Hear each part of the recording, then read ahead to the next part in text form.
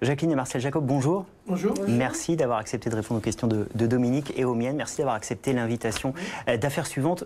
Vous n'avez jamais parlé aux journalistes, ni à la radio, ni en presse écrite, ni à la télévision. C'est la première fois depuis 36 ans que vous allez donc répondre aux questions de deux journalistes. Et à un moment important, un moment clé dans cette affaire, puisque la justice a décidé mercredi de relancer de nouvelles investigations avec de nouvelles analyses ADN. Je rappelle que vous êtes respectivement la grand-tante, le grand-oncle du petit Grégory. 36 ans que vous n'avez pas parlé, 36 ans qu'on attend la vérité. Beaucoup de questions évidemment à vous poser sur ces rebondissements, sur l'enquête, sur ce qui s'est passé le 16 octobre 1984. Peut-être pour commencer cet entretien, une question très simple, toute simple, celle que beaucoup de Français se posent. Est-ce que vous savez quelque chose sur la mort du petit Grégory que vous n'avez jamais dit? Est-ce que cette histoire, c'est surtout une histoire de secret de famille? Non. Non, c'est absolument rien. Non. Alors, pas de secret de famille, non, rien. Vous êtes au cœur du dossier. Si quelqu'un va devant une cour d'assises, ça sera vous deux. Vous le savez. Vous le craignez, vous le savez vous... Ah non, on ne savait pas. On le prend. Cour d'assises, vous savez. Quand on n'a rien à se reprocher, c'est même pas marrant. C'est pas facile à vivre. Hein. Pas facile à vivre. Il va y avoir des nouvelles investigations. La justice a décidé cette semaine, pour alimenter justement tout cela, d'autoriser de nouvelles analyses ADN, avec un prélèvement aussi sur un peu plus de 30 personnes, près de 40 personnes au total. Est-ce que vous êtes prêt à collaborer avec la justice, à donner votre ADN? Est-ce que vous craignez ce qui pourrait ressortir de ça? Ah bon, j'ai pas peur. Pas peur du tout. Hein. Ils l'ont fait 2 fois, mon ADN. Ils l'ont déjà fait 2 fois. Hein. Ils peuvent venir, j'ai pas peur. Hein. Ni écrire, ni parler. J'ai rien à me reprocher. Absolument rien. Vous êtes innocent? 100%. Oui. Alors là, c'est sûr. Hein. Vous comprenez quand même, vous le ressentez, que la justice et les enquêteurs tournent autour de vous. On envoie sur des bouquins, parce qu'on se dit, bon, la presse, mais on envoie des choses, mais c'est sûr. Hein. Être mis à pâture, c'est facile. Hein. Vous savez, être sali, c'est très facile. Hein. Après, quand il faut faire des contre... de dire le contraire, il faut nous blanchir, il n'y a plus personne. Ah, ça, c'est autre chose. Hein. On nous salit, on nous salit. Ça, il va, de bon cœur. Hein. En 2017, vous allez être mise en examen pour l'enlèvement, la séquestration, la mort du petit Grégory. Cette mise en examen, elle sera annulée. Comment ça s'est passé, cette arrestation de 2017? Très compliqué. On frappe à votre porte. On dit, tiens, on avait commandé des glaces, vous savez, à Thierry, les marchands de glaces, vous savez, où ils sont bien de bonne heure ce matin. Un peu avant 8 h, on était encore au lit. Hein. J'ouvre la porte. Une dame qui était devant, SR de Dijon.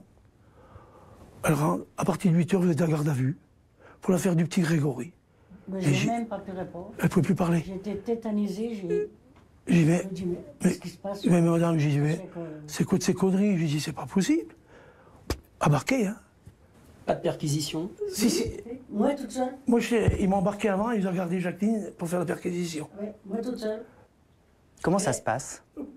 Ah ben, ils me suivaient, il fallait que que je les amène là, et puis ils ouvraient partout, ils fouillaient partout, ils ont pris des albums photos, tout. Ils m'ont emmené à Bruyères, passer voir un docteur, hein, puis après ils m'ont emmené direct à Dijon. Menottes? Non. Ils m'ont dit, on ne l'aimait pas, parce que, oui, c'est sûr, je cours, vous allez me rattraper. Hein.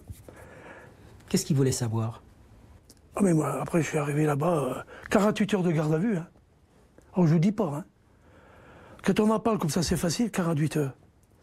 On vous donne un cachet pour vous laver les dents, 2 petits bouts de serviette comme ça pour votre hygiène intime. Faire la toilette.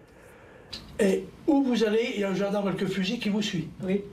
Où vous allez, hein, aux toilettes, vous retournez dans le lit, hop, le gendarme. 8 jours, il y a un gendarme avec le fusil. Hein. Et puis il faut laisser la porte ouverte. Croyez-moi ça. S'il vous plaît. C'est Vous bien. avez 72 ans que vous vivez ça. C'est un enfer. Oui. Ils ont bousillé notre famille. Ah oui, ils l'ont broyé. Ils l'ont bousillé. Ah oui. Quelles questions on vous a posées à ce moment-là? Il n'y a pas de... Ben moi, j'ai pas répondu. Puisque ils nous ont mis un avocat d'office. Oui, ils ont demandé... Bah, j'ai dit oui, hein. Pas demandé. Hein. Non, non, si, Moi même pas dit, je mets un avocat d'office. Il est arrivé, un avocat. Eh ben, il m'a dit, gardez le silence. Oui. Il m'a demandé de garder le silence. Moi, il m'a dit, bon, si vous voulez parler un peu, j'ai parlé un peu, moi. J'ai parlé. On vous soupçonne à ce moment-là d'enlèvement, de séquestration. de la mort du petit Grégory. Oui. Comment vous réagissez à ce moment-là? On dit trop, hein. On réagit très mal à entendre une chose pareille. Faire, tu es un enfant, mais c'est pas possible d'entendre une chose pareille. Non mais c'est incroyable. Il y a notamment les lettres du corbeau qui vont servir pour justifier cette mise en examen. Notamment vous, il y a 2 lettres du corbeau qui correspondraient, après les analyses graphologiques, à votre écriture. J'ai jamais écrit. Jamais. Jamais écrit un courrier, rien. Les 2 lettres qu'on vous accuse d'avoir écrites, c'est la 1 et la 2. La première lettre, c'est celle du 4 mars 83, où il est écrit en lettres bâton « Je vous ferai la peau à la famille Villemain ». Cette fameuse lettre, Villemain avec une faute, A-I-N à la fin. Ah. C'est cette lettre qu'on vous accuse d'avoir écrite, c'est faux? Non, ben c'est faux, hein. J'ai jamais écrit. Hein. Non. Hein. Qui peut avoir écrit ces lettres, selon vous? Ah ben ça, je peux pas vous dire. Hein. Est-ce que vous avez une idée et que vous ne pouvez pas le dire Non, Ah pas d'idée. Parce que j'ai pas d'idée non plus. Hein. non, oui, ma soeur, mon grand frère, il parlait de ça des fois. Mais... Nous faire accuser, Ah non, c'est la pire des choses qu'ils ont faites. Hein. ah là là. Ils se sont trompés. Ah là, C'est... sur toute la ligne. Racontez-nous l'histoire de votre chemise. Ah, cette chemise, ce bout de 4 jours, quand je suis ressorti, il y a quelqu'un qui me l'a donné. Sortie de prison. Sorti de prison, oui. Il m'a dit, il n'avait pas d'habits, il m'a dit, ils m'ont donné des habits, il y avait ça avec. Un prisonnier qui vous a donné cette Ah oui, chemise? je crois, oui, c'est bien. Oui. À Varennes-le-Grand, vous étiez à la À prison de Varennes-le-Grand, Varennes-le-Grand. Racontez-nous comment ça se passe à l'intérieur pendant ces 4 jours. Bah moi, tous les jours, pardon, tous les jours, je sortais, moi. J'allais faire mon heure de sortie, il y avait un gardien dans la cour, voilà. Puis j'avais une autre personne avec moi dans la cellule. Croyez-moi que... On ne peut pas expliquer. Tellement que c'est... Alors, 4 jours, mais moi, je sortais, j'expliquais aux personnes qui mettaient des tomates, tout ça, je leur expliquais, il faut faire comme ci, comme ça, parce que moi, je suis comme ça. Hein. Puis voilà, mais abominable.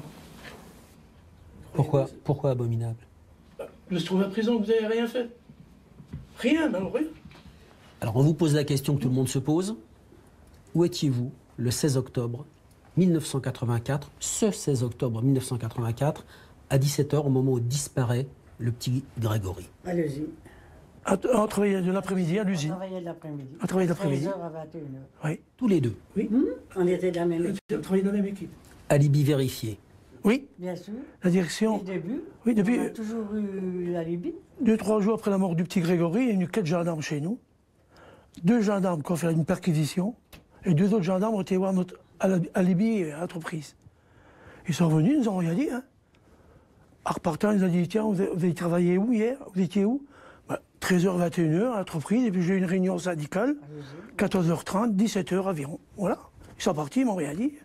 Vous me corrigez si je me trompe, mais je crois que vous n'avez pas participé aux recherches. Certains vous l'ont reproché. Aux recherches, on peut pas aller aux recherches, on travaillait. Oui. Mais on travaille jusqu'à 21h. On a longtemps dit qu'envers Jean-Marie Villemain, il y avait des critiques qui avaient été faites régulièrement, des mots qui avaient été lâchés, des tensions. C'est faux? Pas non, Jean-Marie, moi. Je voyais rarement, je ne voyais pas pour dire. On ne travaillait pas dans la même entreprise, hein. On se voyait rarement. Mais non, Jean-Marie, il a dit, oh non. Vous n'avez jamais parlé avec eux de cette affaire? Avec eux? Avec Jean-Marie et Christine Villemain? Oh, non, jamais. Non. Jamais, on ne s'est jamais fréquenté. Jamais on n'a parlé de ça. Il y avait des relations, parce que ça peut surprendre que vous n'ayez pas parlé de la disparition puis de la mort de cet On enfant. ne se voyait pas. Non, je ne voyais pas avec Jean-Marie. On ne pouvait pas parler de... Voilà, Non. on n'en parlait pas. Vous auriez quelque chose à leur dire aujourd'hui? Je leur dirais qu'ils arrêtent sur nous de nous accuser, c'est ça que je dirais. S'ils veulent chercher...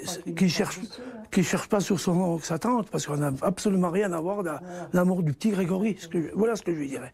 Absolument rien, Jean-Marie.